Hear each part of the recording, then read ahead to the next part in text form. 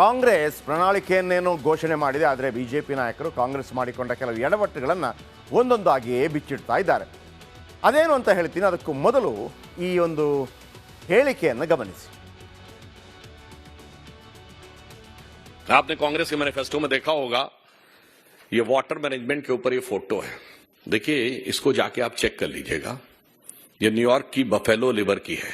तो मुझे लगता है उतनी अकल भी किसी ने प्रयोग नहीं की है इनको करने के लिए. अब आइए साहब, इन्वायरमेंटल क्लीनिनेस के ऊपर ये फोटो है. और ये जानते कहां की है?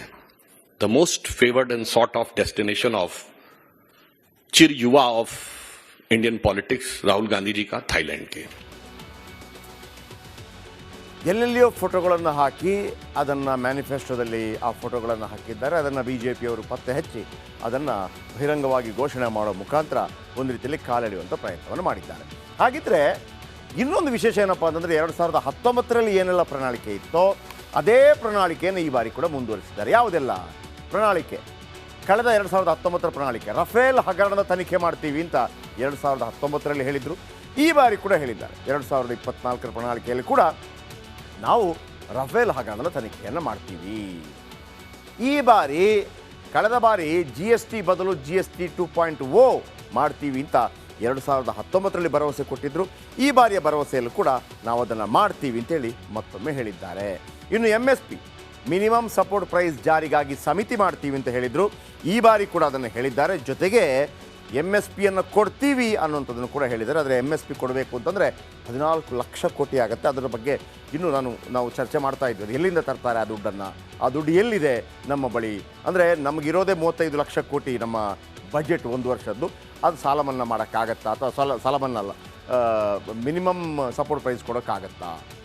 ಇನ್ನು 2014ರಲ್ಲಿ 19ರಲ್ಲಿ ಹೇಳಿದರು ದೇಶ ಬಿಟ್ಟ ಉದ್ಯಮಿಗಳ ಬಗ್ಗೆ ತನಿಖೆ ಮಾಡ್ತೀವಿ. ಈ ಬಾರಿ ಕೂಡ ಅದನ್ನೇ ಹಾಕಿದ್ದಾರೆ. ದೇಶ ಬಿಟ್ಟ ಉದ್ಯಮಿಗಳ ಬಗ್ಗೆ ತನಿಖೆ ಮಾಡ್ತೀವಿ. ಚುನಾವಣಾ ಬಾಂಡ್ ರದ್ದು ಬಹಳ ದೊಡ್ಡ ಮಟ್ಟದಲ್ಲಿ ಸದ್ದು ಮಾಡಿದ BJP ಪಾಳಯಕ್ಕೆ ಇತ್ತೀಚಿನ ದಿನಮಾನಗಳಲ್ಲಿ ಬಹಳ ದೊಡ್ಡ ಮಟ್ಟದಲ್ಲಿ ಚುನಾವಣಾ ಬಾಂಡ್ ವಿಚಾರಕ್ಕೆ ಸಂಬಂಧಪಟ್ಟ ಹಾಗೆ ದೊಡ್ಡ ಮಟ್ಟದಲ್ಲಿ ಹಿನ್ನಡೆಯಾಗಿತ್ತು. ಅದರ ಬಗ್ಗೆ ಭಾಳ ಚರ್ಚೆಗಳು ಆಗ್ತಾ ಇದೆ. ಅವರು ತಗೊಂಡಿದ್ದಾರೆ, ನೀವು ತಗೊಂಡಿದ್ದಾರೆ. ಆದರೆ ಅದರ ಹಿನ್ನೆಲೆ ಏನು ಅನ್ನುವಂಥದ್ದು. ಸೊ ಅದನ್ನು ರದ್ದು ಮಾಡ್ತೀವಿ ಅಂತ ಹೇಳಿದ್ದಾರೆ. ಆಮೇಲೆ ಇಂಟರ್ನೆಟ್ ಸ್ಥಗಿತಕ್ಕೆ ನೀತಿ. ಕೆಲವು ಪ್ರದೇಶಗಳಲ್ಲಿ ಇಂಟರ್ನೆಟ್ ಸ್ಥಗಿತ ಮಾಡ್ತಾರೆ, ಗೊತ್ತಾ? ಯಾವುದಾದ್ರೂ ಒಂದು ಕಾರ್ಯಕ್ರಮಗಳಾದಾಗ, ಮತ್ತೊಂದಾಗ, VIP ಬಂದಾಗ, ಏನೊಂದು ಕೆಲವು ಕಡೆ ಗಲಭೆ ಆದಾಗ, ಮತ್ತೊಂದು ಎಲ್ಲ ಇಂಟರ್ನೆಟ್ ಸ್ಟಾಪ್ ಮಾಡಿಬಿಡ್ತಾರೆ. ಈ ಇಂಟರ್ನೆಟ್ ಸ್ಟಾಪ್ ಮಾಡಿದಾಗ ಓಕೆ, ಅದು ಕರೆಕ್ಟ್, ವಿಧಾನ ಕರೆಕ್ಟು. ಆದರೆ ಸಮ್ ಎಮರ್ಜೆನ್ಸಿ ಇರುತ್ತೆ. ಈಗ ನಾವೊಂದು ಬಂದ್ ಮಾಡ್ತೀವಿ ಅಂತ ಇಟ್ಕೊಳ್ಳಿ. ನಾಳೆ ಭಾರತ ಬಂದ್ ಅಂತ ಹೇಳುವಾಗ ಈಗ ನಾವೇನು ಮಾಡ್ತೀವಿ? ಮೊದಲೆಲ್ಲ ಬಂದ್ ಹೆಂಗಿತ್ತಂದರೆ ಬಂದ್ ಯಾವುದೂ ಇಲ್ಲ, ಹಾಲು ಇಲ್ಲ, ತರಕಾರಿ ಇಲ್ಲ, ಮತ್ತೊಂದಿಲ್ಲ, ಮಗದೊಂದಿಲ್ಲ. ಈಗ ಹಂಗಲ್ಲ, ಹಾಲು ತರಕಾರಿ ನೀವು ತಗೋಬೋದು. ಆಮೇಲೆ ಮೆಡಿಕಲ್ ಓಪನ್ ಇರ್ತದೆ. ಹಾಗೆಲ್ಲ ಮಾಡಿದಾರಲ್ಲ, ಹಾಗೇನೆ ಇಂಟರ್ನೆಟ್ ಸ್ಥಗಿತಕ್ಕೆ ಕೆಲವು ನೀತಿಯನ್ನು ರೂಪಿಸ್ತೀವಿ ಅಂತ ಹೇಳಿದ್ದಾರೆ. ಓಕೆ.